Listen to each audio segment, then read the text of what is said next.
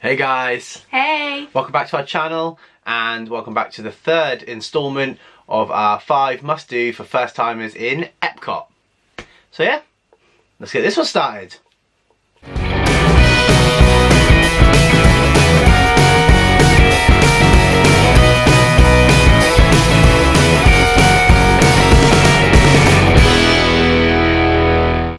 Okay, so our first must-do in Epcot for first timers is actually my favourite ride in Epcot, and it's probably one of my top 3 rides in Disney, and that's the Grand Fiesta Tours in the Mexican Pavilion.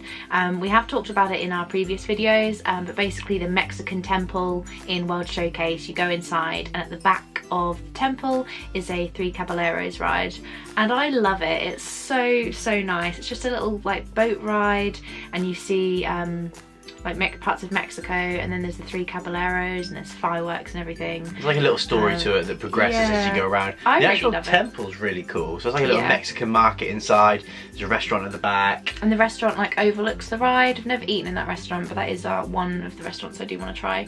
And there is rumours that that ride is changing into a Coco themed ride. Yeah. So I mean, I don't know how I feel about it. I'm assuming it would be pretty much the same thing because the theming is pretty much the same. Yeah. So I wouldn't be too upset because it'd be quite similar. But it's a I really think great more ride. skulls around. Yeah, probably more skulls. But no, I love that ride. It's one of my favourite rides. It's quite hidden away, so it's easy to miss. But definitely go and check it out when you're next in Epcot. It's the first pavilion you come to. If you go around from the left. Is it not? Is it? I don't think it is. I think it's in the middle. Is it? I don't know. I don't know. I'm not sure. Yeah, I would recommend that anyway. So, number 2 is festivals. So Epcot has, I think 3 festivals? Yeah, there's the Festival of the Arts, the Food and Wine, and Flower and Garden. Yeah. So the one we're specifically going to talk about is Food and Wine, but depending on which time of year you're there, they've normally got some kind of festival going on. We go late August normally, so that's when Food and Wine starts kicking off, and we love Food and Wine. We're actually going this year to Food and Wine. We've can now officially say we are, because we've got it all sorted out with dates, and honestly, it's one of my favourite days on our Disney holiday. We did it last year, or the last trip, and we're going to do it this trip, and it is just amazing. So basically you go around World Showcase, and it's not just your Mexico, America, England and stuff. They've got things like Scotland in there, they've got New Zealand, ones that they don't normally have. It's like pop-up stalls in between the countries. And basically you go to them and they've got bits of food, so a snack credit normally, or you can just obviously buy it. But you can try food from their country. So we tried sushi in Japan, we tried meatballs in New Zealand. We tried loads of stuff. We tried cheddar cheese soup in Canada. Honestly, it is... If you go back to our 2016 vlogs, we've got 2 or 3 videos where it's just food and wine. It's just such a big day. We must have ate in 15 different countries or something? Yeah. And it's really good because, as just said, most of the food is a snack credit, but if you go with a counter service credit, it actually counts for 3 things. Yeah. So we would go to, say, the French Pavilion, and we would get 3 dishes, and that would count as 1 snack. And we went for 21 days when we went last time, so we had a lot of snack credits and counter service credits left over. Yeah, it's so good. So this time we're being tactical and we're doing Food and Wine on our last full day, so literally any credits we have left we're just going boom boom boom and using more than Food and Wine. All of them. Top tip, it's going to be a hot day because it's end of August, start of September, it's still real hot. It's their peak. It's like their peak, and you are going to be outside because there's not much chance for air conditioning if you don't queue up for certain rides. So my advice would be, if you're going to use your counter service, 2 of them for some food, 1 of them a bottle of water, and do that every time. And you'll get to the point where you've got a bottle of water each, and you're just constantly getting through it, and it'll keep you hydrated. And then if you get a chance, just pop into O Canada or something, which is a quality ride or experience.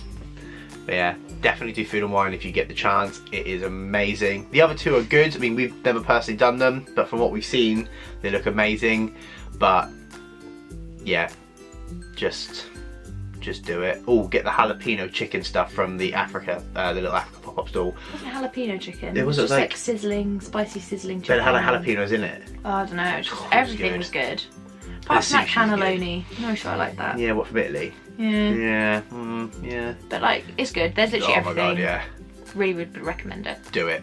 The third must do is something again what's quite hidden away, is in the land section. So when you go into the inside building and you have Four Seasons in the middle, the kind of counter-servicey type place, there's Soarin' towards the left, and then next to Soarin' there is a little ride called Living with the Land. And this is basically a little boat ride that takes you through and you go through greenhouses and you see how they make all of their fresh produce, like all their fruit and vegetables that they actually do use in Food and Wine. Yeah, they do, yeah. And there's loads of hidden Mickeys around, which is really cool. And then you see how they grow plants and feed the fish, and you go through this other bit where there's like the hurricane bit, and there's like a storm. And there's also a part of the ride that overlooks the Garden Grill restaurant, so depending on where you sit in Garden Grill you can actually view that part of the ride. And I don't know why I like it. It's like educational. I think Epcot is quite an educational park. It's not just, but I love it, like plants and fish. It's like they've done it really clever. So rather than just having like, this is where they keep the fish for the restaurants, this is where they keep the plants for like the salads and like cooking and stuff, but they've done it, they've got this fish tank and the water's being oxygenated by the plants on top because they're drinking it, and then the fish drink the stuff that the plants give out. It just works really well, and then the fish obviously help further. It's clever, and like they so like they have things that grow, rather than like having the plants that you would expect to grow on the floor, they've got growing on trees and growing up things, and it's amazing. And they've got fruit, like, and it shouldn't be that big, but it's just ginormous. It is really good, and there's never really a queue. Like when we've been to a busy day in Epcot and we've just got straight on. Yeah. But it may be more busier now because they've closed the Circle of Life, so the land might be more busier. Not that the Circle of Life was ever too busy. But no, I really love Living with the Land, and if you've never gone on it, go on it. It's like a moving museum. Yeah. I love it. Good ride. Yeah, great ride. So the fourth must-do for first-timers in Epcot, we think, are the character meet and greets around the park. So when we've been, I'm not sure if it's still the same now. I think it may rotate depending on how popular like the new films are. Yeah. But when we went, we met Sadness and Joy, and opposite Sadness and Joy you could meet Baymax, which was really cool. And they also had a section where it's like the character spot where you meet the classic Mickey, Minnie and Goofy. And then if you go actually into World Showcase, most of the countries around the world do have meet and greets that relate to that country. So you can go to the UK pavilion and you can meet Alice, like with, you know, afternoon tea. And Donald in Mexico. Donald in Mexico. You can meet Belle in France. I'm pretty sure Jasmine and Aladdin are in one of the pavilions. It's just a really great place to meet characters that are quite rare. And especially with like new films, I don't know if they've changed to Baymax and Joy and Sadness, I'm not sure. No. I think it might still be the same. But they have really unique meet and greets and they're all over the park. So if you like meet and greets, I would really, really strongly recommend going there. And because some of them aren't in, like the Joy and Sadness is quite a long queue. But if you go into World Showcase, you can meet Belle in her, like, you know, her little blue cape. And there's literally like no queues really. Not there's really. like a bit of a queue, but you can just like jump right in and walk you for like 15 minutes and you get to meet them. So I would really recommend that, and I think this time we probably will do some more meet and greets and get loads of photos of them. Yeah. Also as well, Charlotte said at the beginning about like Mickey and Minnie being in their like classic outfits. So they're literally in their like their 8 outfits that they always wear. So Minnie's in a polka dot red dress. and white dress. Mickey's in his usual shorts, you know, like his shorts, his red shorts and all that. Goofy's in his green, like orange hat. Orange waistcoat, yeah, blue trousers. and they look really, really good. They do really look good. And there's obviously 1 or 2 places, but that's one of the places that you'll definitely be able to meet them in their classic gear. Because obviously at certain events and certain places they wear, so like Mickey sometimes looks like he's a sorcerer, sometimes other stuff. So if you want to meet them in like classic outfits from like back in like the 80s, 90s and stuff, that's where you want to go.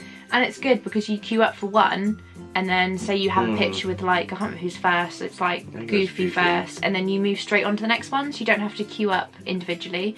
Whereas in Magic Kingdom, where there's the big top souvenirs, you can go in and meet them all kind of like dressed up in their circus gear, but you have to queue up one side for the girls and then get into another queue for the boys, whereas this one you just queue in and get to meet them all, which is really great.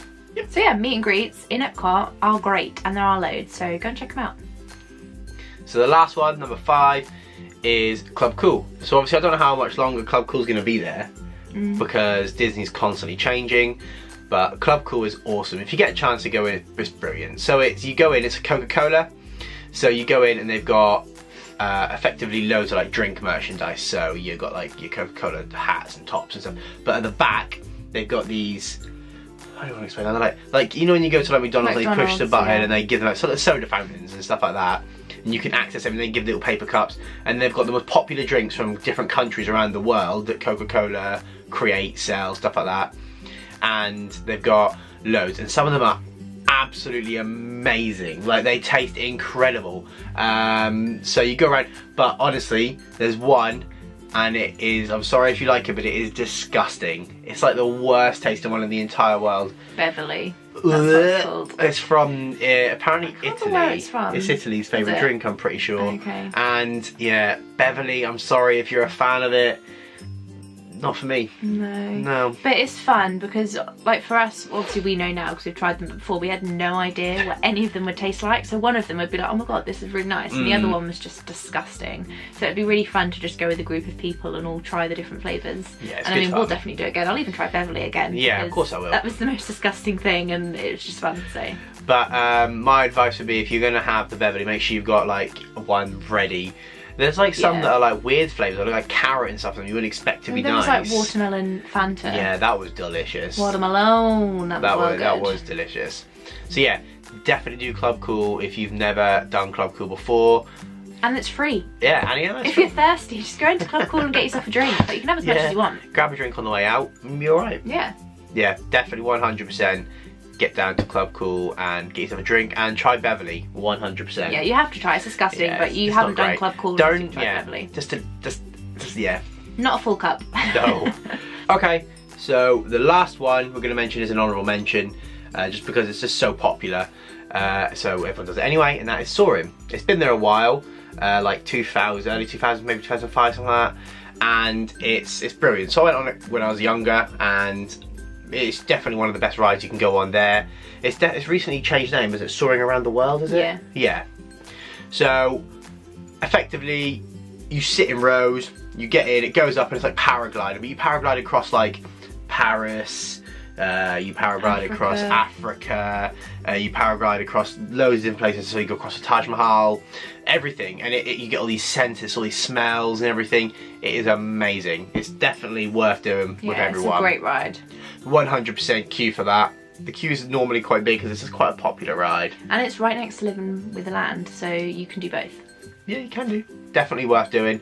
So yeah, not going to talk a huge amount about it because everyone knows what Soaring is pretty much. So yeah, that was our honourable mention. Thank you for watching another video on our top 5s.